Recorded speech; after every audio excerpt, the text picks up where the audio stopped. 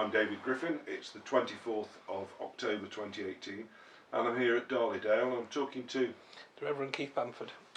Keith, we're on our second interview and we've talked about your formative years, your early years watching Derbyshire, some of the characters, some of the players, a bit of Test cricket as well. You talked in a previous interview about Alan Ward. He was one of your favourite cricketers. What are your memories of Alan? Because he was a prop, genuine out-and-out fast bowler, wasn't he? He was, yes. And I remember Saturday evening at Chesterfield, another hot day, and Yorkshire had just gone into bat at the end of the day, and he was bowling to Boycott, and somebody shouted from the crowd, "Rip his lungs out, Wardy!" And the next ball, sure enough, he was out LBW. Really? So that was a wonderful moment. Yes. He was very tall and lean, wasn't he? Oh yeah, yes, he was. Struggled with injuries, but when he was on song, oh yeah, yes, he sort of faded away in the end. But bowled like the wind. And he fell out with Brian Bolus, didn't he? Yeah, got sent off at some famously. point. Yeah. And of course, about that time, mid-70s, we can never ever talk about Derbyshire cricket without touching on the great Eddie Barlow, of course. Did you see much of Barlow? I saw him quite. Yes, I saw quite a bit of him, and he I didn't see him get a lot of runs, but he was good, and he was an inspiration, wasn't he, to the team, and he woke them all up really, and made something out of nothing in some ways, which was good, and inspired and encouraged people to do well. I remember we played a one-day game at Chesterfield, and the ball knocked his hat off and his cap off onto the wicket, so he was out. And we didn't really cover from that, really. He was the main man, wasn't he? And, it was interesting because he did transform. As you said, he changed a team that was basically the same team that had finished bottom of the championship for most of the preceding 3 years. Oh yeah. And turned them into a team that got to a Lord's final, top half of the championship, and became really competitive. Yeah, that's right. The same players, really. Yeah, I don't think he signed any new players, really. No. And even the overseas that he signed to join him were very young and untried, like John Wright and Peter Kirsten. That's right. Yes, well, they were good. Yeah. Remember seeing Kirsten get a double 100 at Chesterfield once. That was quite something. Yeah. Again, he was restricted because of this 100 overs restriction on the first innings. 5 of his 6 doubles were not out. But he never had the chance to go on to a triple because Derbyshire had to declare time. How good was Kirsten from your perspective when you look back at over the years? Oh, he was very classy, very good. The best you've seen. I remember he used to sweep the ball a lot. He was a good sweeper of the ball, and you always felt confident when he came in or when he was there that nothing drastic was going to happen. He was going to do well, and that was good. Yeah, and Wright as well. He was a solid player. We've not had a solid batting team like them very often. I don't think those two made a good start every time. And we get to 78. Did you go to Lords in 78 to the Benson's final? Yes. No, was that on Barry Wood? No, that was 81. No, I went to that one. Yes, right. I didn't go to the 78 one. I don't think. No, because I might have been abroad somewhere. Was that? Did we win that one? The NatWest one, in 81. Yeah, that was the mark. Yes, I was in Sussex then, at Kent and Brighton, and I went to Lords and watched them win the very first NatWest, wasn't it? Yeah, and that was great. Yeah. So I wasn't quite sure whether we'd actually run the last run at the end, but nobody sure did really, did they? Nobody was quite sure. I don't think, apart from the batsman. Total chaos it was. Yeah. And I felt a bit sorry for the Northants fielders in a way, but because they couldn't do anything about it, could they? Miller just ran whatever was going to happen. Yeah. And that was a great day. I remember going up on the train from Brighton for the day for that, and nobody in Brighton knew about it really. They weren't interested at all. No. Well, they were great days finals, weren't they? Because you used to get a full house for a start. Yes, it was like a cup final, like football, but it was. It's not the same now, is it? No. That day is gone really. I don't know why, but it's not quite what it used to be. Yeah, but that was good. I saw Fred Truman play quite a few times at Bramall Lane and at Chesterfield, and he played for us for a season, didn't he? He played some one-day games in the Sunday League. Yeah. So he hit a 6 up onto the pavilion at Chesterfield, but we lost. And then there was other Yorkshiremen came to play for us, like Bolus, who they call the strokeless wonder, because they never seem to get the ball off the stroke. Just go back to Truman, did you see him at his peak, at his quickest? No, not really, no. It was the late 60s. How quick was it compared, say, to Ward? It wasn't as fast as Alan Ward, I don't think. But he was still fast. Yeah. It was a dangerous bowler, yeah. they respected him. Yes. But he was trundling a bit by then. Yeah. But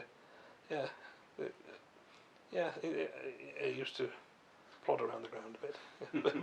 But then he wasn't young in those days for playing cricket. Yeah, and then we had Phil Sharp and Jack Hampshire, didn't we, who came to play for us from Yorkshire as well for a few years, and they were good. I remember Phil Sharp and his slip catching. Yeah. Similar to Cowdrey, really. Generally seen as the master, wasn't he? Oh yeah, yes, him and Cowdrey were the two top ones. I saw Cowdrey once in a test match at Leeds, and the ball went off the bat, and he got the ball. He didn't see him catch it. He didn't see him catch it. He just put it in his pocket. Yeah. And, it was so quick. Yeah, it was good. And were you watching test matches still at this time? Used to go to Headingley and Old Trafford. Mostly went to Lords for a day once with my family, and it rained most of the day there on a Saturday. We spent most of the day in the museum, but it was wet. We used to go to Trent Bridge as well. Saw John Edrich back there, which was good. And And you went to Headingley. I think. Did you go in '77 for when England won the Ashes? Yeah, was that when Boycott got his? Yeah. Okay. Yes, I saw that. I saw right. Boycott's 100th 100. I got it in my scorebook upstairs. Really? Yeah. Well after tea it was when he got You his. picked your matches, didn't you? Wasn't my fault. It just happened that way. Yes. Yeah. Because he only just started playing for England again. That's right. Yeah. And it was very slow, but that was a great day. Yeah. So the Boycott, members of Boycott, I saw him later on at Sussex play there, but he was a bit in the distance really. I didn't see him that often. So I was in Brighton from 1980 to 85, and in those days Imran Khan and Garth LaRue were opening the bowling for Sussex, and there was Tony Gregg and John Barclay, batsman, very public school sort of chap. Well, anyone with the middle name of Troutbeck. Oh yes, that's right. John Robert Troutbeck Barclay, wasn't yes, he? that's right. Yes. That's a name to conjure. Got to go to public school, I suppose, with a name like that. Yeah, but Hove was a nice ground. Lots of deck chairs everywhere. Beautiful. Still is, and largely unspoiled. I think it is. Yeah, yes, it's good. Yeah, they want to try and develop it, but it hasn't happened. Yeah, and then I went to Cardiff after that to work in the church there, and I used to go down to Sophia Gardens and watch Glamorgan play. And I remember one Saturday there was the Welsh rugby final at the Cardiff Arms Park just up the road, and the Welsh anthem floated across the city, and that was while the game was being played. Wonderful moment. Yes, fine chilling, whatever. Yes, yes, because they can sing, can't they, down there? Absolutely. And of course they developed the ground quite remarkably. Oh yes, I wouldn't recognise it now. Yes, it's totally different. I would say it's lost a bit of its charm, but it also, I guess, it needed modernising. Yes, yes, definitely. Yes, it was a bit old-fashioned. Yeah. Then I had 2 years at college at Bristol, and went once or twice to watch some cricket there, but and to Taunton from there, so that was good. And then up to Derbyshire sometimes. And then first circuit I went into was at Cromer and Sheringham, which was a long way from any first-class cricket. Almost as far east as you can go, isn't it? Yes, really. 4 hours back to Derbyshire. So I didn't see a lot of Derbyshire play. I did see them play the first game of one season at Fedders against the University. That was a nice day out, I think. That was good. And then they played a Benson Hedges game against the minor counties at Norwich, which I went to, and that was in Dean Jones's second year as captain when things went horribly wrong. And that was interesting because Barnett was there all togged up for batting, but he wasn't in the team, and he was prowling around looking rather cross, to say the least. And when we went out to bowl, and some of the players were ignoring Jones when he moved up in the field. Then he was shrugging his shoulders, what's going on? So something was wrong, you could tell, and it got worse very quickly, didn't it? After that. It was a terrible time. Yeah. Yes. And that team fell apart, and you could see our players playing in other counties doing very well for other counties, which I was very sad, because it was a good team. Well, because there'd been that period really that started with Barlow in '76 through to '96, where that was probably after the 30s and the 50s. Derbyshire's main period of success. Won Oh, 3 yeah. trophies and Yes. got players selected for England and had a settled team. But as you say, by 97, 98, It all fell apart. largely all gone, hadn't they? The better players had Yeah. gone. Yeah, we didn't recover very well from that, did we? It was a big thing.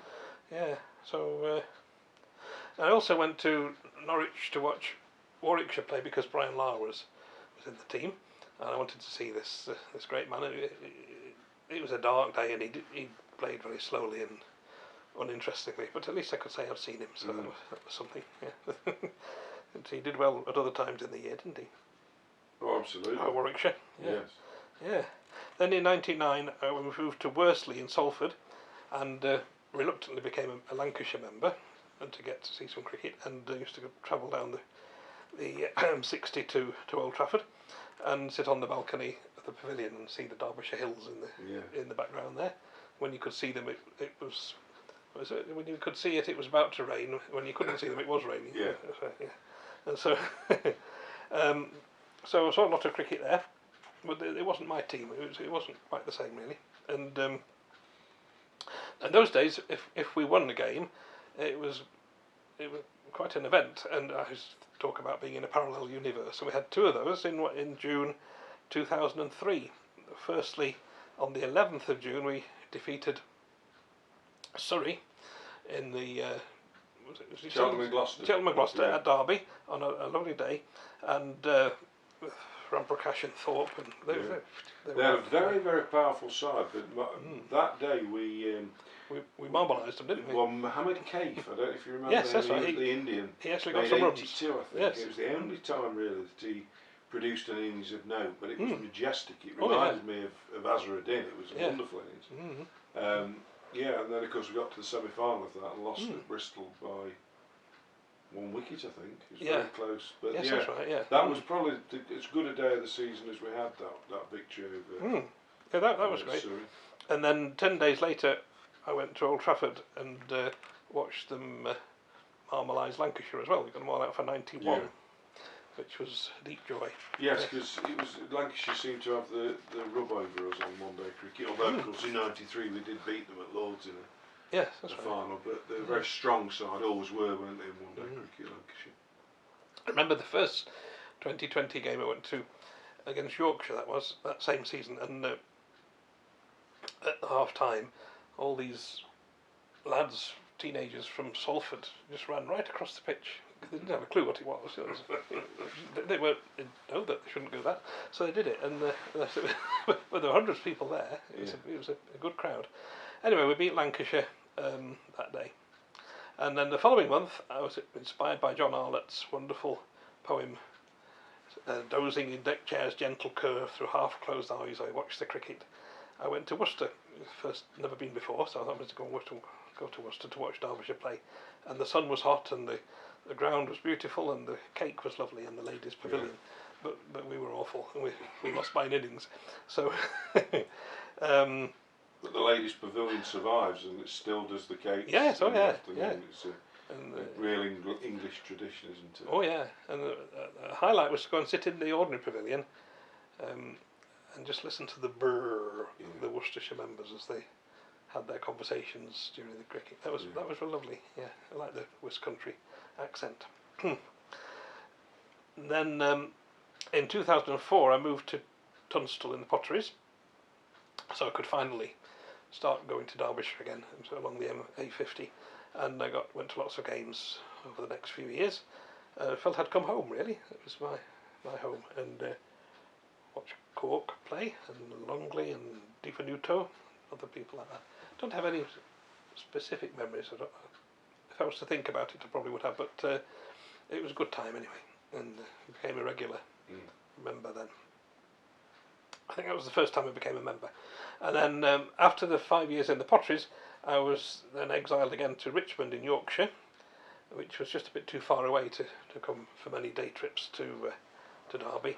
But I did manage to get down for the last day of the 2012 season and see them beat Hampshire. That was a great day, a special day. Yeah, we got a team, hadn't we then? Yes. We got a new team, which was very promising and good. And again, that fell apart for various reasons, which was sad. They felt it could get together for a few a years. good mix, wasn't there, of Oh yeah, players recruited from other counties who'd perhaps not been given a chance, that's and then right. 4 or 5 young players Yeah, that'd come through the academy. Yes, that's right. Yeah, it was good. Yeah, so that was exciting. Yeah, and it was lovely to be there to celebrate that.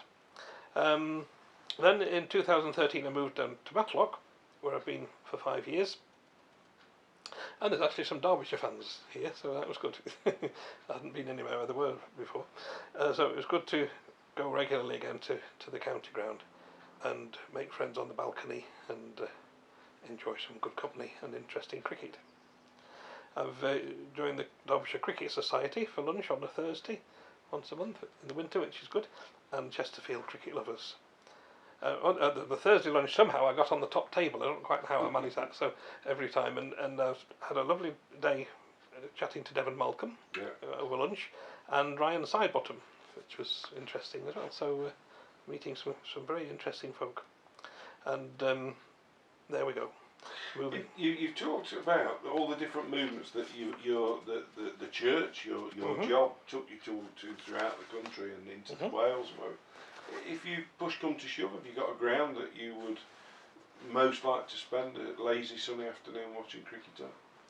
Oh, right. Well, Chesterfield really, that's the home one. But well, Worcester was lovely as well. I like Worcester. They put a big stand across, which has rather spoilt it, but it's still a beautiful place. Yeah. And if you got to if you want to, you've had a long career, if you like, watching cricket. But any one batsman or one bowler that you'd pay again to go and see? Oh, Michael Vaughan. Right, really? His cover drive, yes. Yeah. Wonderful, yeah. Yeah, so he was an elegant player as well. Yeah. Well, I went to a preaching conference at Cliff College a while ago now, and Leslie Griffiths was speaking, who was the minister at Wesley's Chapel in London, the top place. And his last sermon on the last afternoon was based on Michael Vaughan's cover drive. Really? Yes, saying that it was just so effortless, he could just play it like that, and they talked about things that they could do in the church which do them effortlessly without thinking about it. Oh, that was good. Excellent. And a bowler? Any bowler that you'd pay to go and watch tomorrow? Oh, Darren Gough was good to watch, and very competitive, wasn't he? He was, yeah, and quick in his day. And Murray Letheran, I never understood how he bowled, but it was. What did Michael Parkinson call him? Much a chuck-a-lot. Yeah. I don't think many batsmen worked out how he bowled either. No, I remember going to Liverpool and watching him play against us, and we hadn't got a clue. Not a clue how to play. Yeah. We got 6 or 7 wickets on a one-day game. Yeah, so people like that. Yeah, they're special people. Yeah. If you had to sum up in a minute what the game's meant to you, I know you've obviously got your spiritual, your beliefs, your work life in the church, but what's cricket meant to you over the past 4 or 5 decades? Right, well, something you can do to relax, and you don't have to dash about doing things. You can just go and watch and enjoy the time and the sun and the entertainment, and being attached to a club in that sense, and having someone to follow and look in the paper for the scores and things. That's been good. Yeah. It's been a bit depressing sometimes, but they're not the best team in the world, but they're my team. And retirement will give you a few more opportunities. I hope so, yes. I'm going to Chaplainfrith, which is a bit further away from Derby, but you can get it's an hour and a quarter, I think. And then I've got the Chapel Cricket Club just over the fence, so I can watch them there. Excellent. Well, I wish you well. It's been interesting listening to your life in cricket. Keith, thank you very much indeed. Thank you. It's been good, yes.